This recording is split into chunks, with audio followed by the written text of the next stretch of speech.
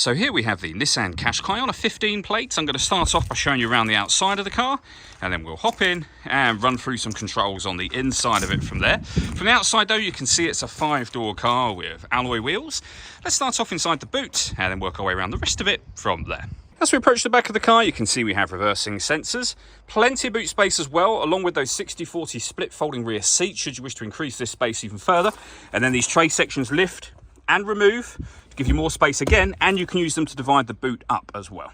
Okay, so we're just going to work our way back round to the front of the car, and then we'll hop in and run through some controls on the inside of it. But now that we've done a full circle, you can see it's in lovely condition the whole way round. Just briefly before we climb in, I think it's well worth seeing the interior from this exterior point of view. There's plenty to run through on the dashboard, so let's hop in and we'll do that now. Okay, now that we're inside the car, we're going to start with the dials. On the left-hand side, we have the rev counter and coolant temperature gauge. On the right-hand side, the speedometer and fuel gauge. In the middle, first of all, you can see the total miles of the car. They are 92,819. Above that, we currently have a digital readout for the speedometer being displayed. You can change that information for various bits of trip computer and fuel economy information. You see your radio or media menu there as well. And to go through those menus, use these buttons just here. We have stereo controls beneath that. We have cruise control and speed limiter over on the right hand side, as well as phone controls. The phone controls can only be used once you pair the phone up to the car, and that is done over on the touchscreen in the center here. You've got a few buttons down the right and left hand side. So for example, with the phone, you press the phone button and then it becomes touchscreen, so you would connect your phone from there and then pair a new device, which we're not going to do at the moment. When it comes to the radio, we have DAB, FM and AM.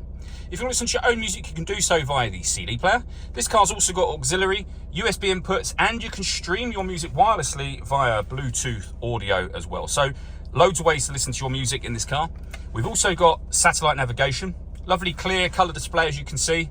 Very, very easy system to use. And again, we've even got a parking camera, not just a reversing camera, a 360 camera. So that is a bird's eye view image of exactly where the car is parked on the right hand side. And you can go a couple of steps beyond that. If I press the camera button here, we get a front facing camera and that same bird's eye view image, or a front facing camera and the front passenger side wheel with these lines that will help you put it into a parking space more accurately. Below that, we have dual zone climate control. So you can adjust the passenger temperature, the driver temperature. You can increase and decrease the fan speed from here and determine what direction you'd like the air to be distributed in. When you're happy with those settings, that button turns your air conditioning on and off again.